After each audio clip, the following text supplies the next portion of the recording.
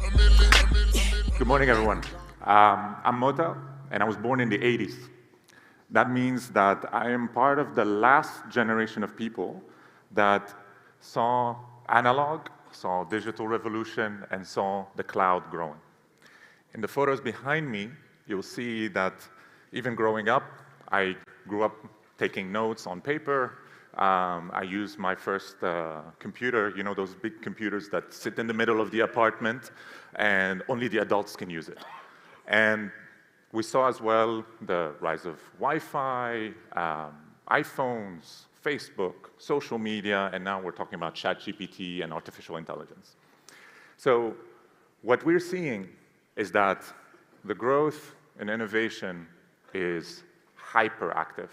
It's accelerated year on year. Every single innovation that has come to our world, whether it's sports or any other industry, has been faster than the previous one. And if you look even at the slide, you'll see that every single one of waves of innovation has been faster and faster and faster. We went from dial this to Google this to eventually ChatGPT this.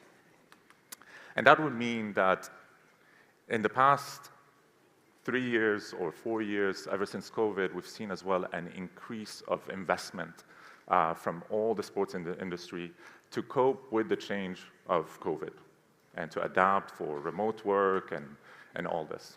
Actually, as a matter of fact, there was every year $7 billion are spent on sports tech every year to just cope with things. Think of it as websites, apps, servers, OTT channels, systems, any of that.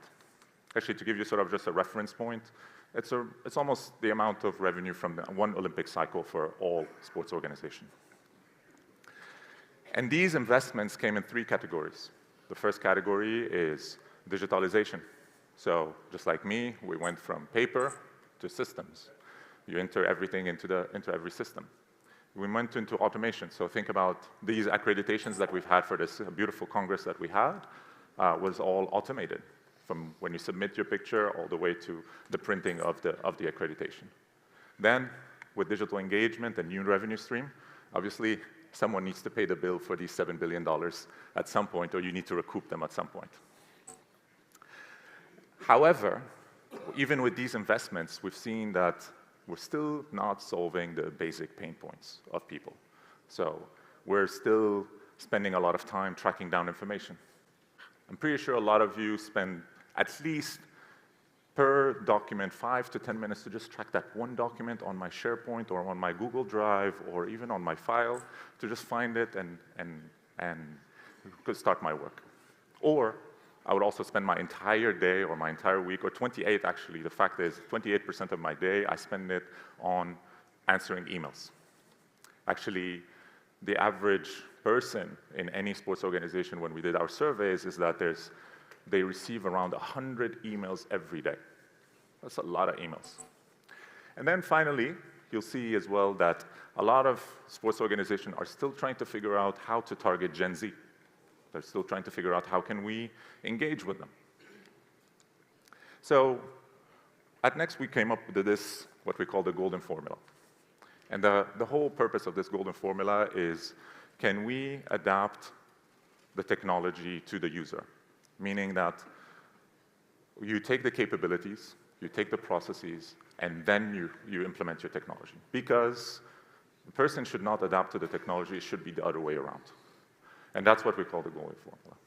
And we've seen some use cases, actually, and some examples from all around the industry on how digital transformation and, in general, embracing this golden formula has changed them.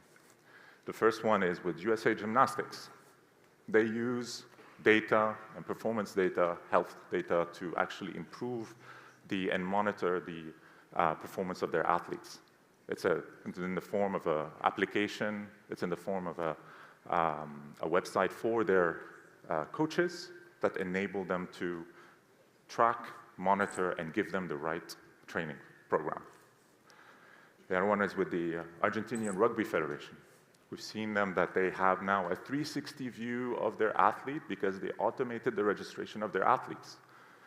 You know, that we've seen it in many, many federations that there's still some, you don't have the full picture of the athletes and have the full picture of how many athletes do you actually have are playing volleyball.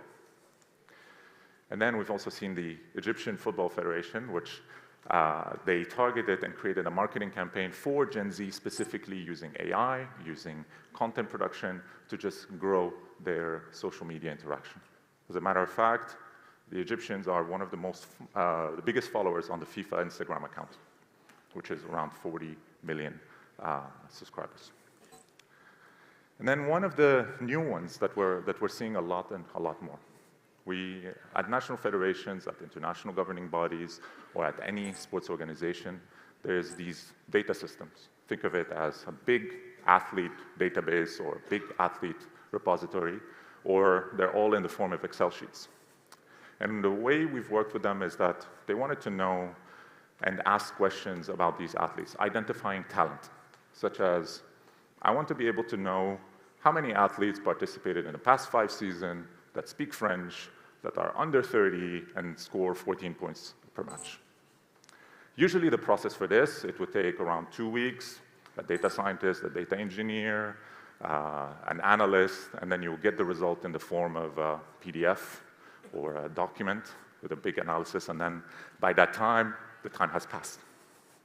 Now, with AI, and what we've done is that you've layered AI on top of it, and then you just simply ask the question, and you will get the answer in seconds.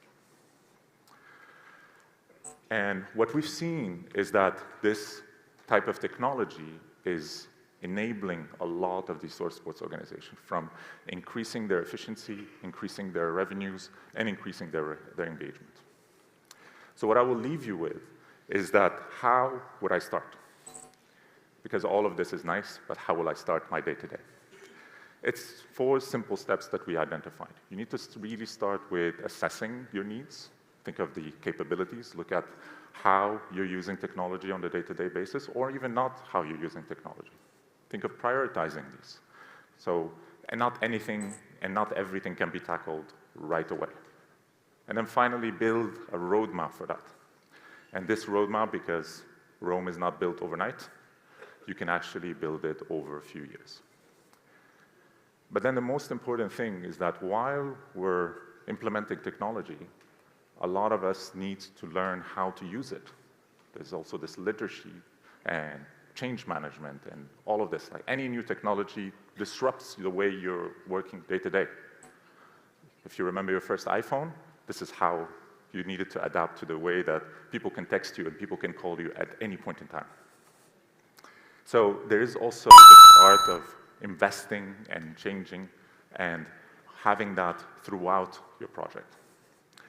So I will leave you with this, is that technology is here. The world is moving faster than has ever been. Our athletes, the fans, the stakeholders are asking for more. And the question is, are you going to be able to cope with this? Are we going to be able to cope with this? And the basic needs are going to be completed by doing and adapting and using technology to enable you to do your day-to-day. Thank you.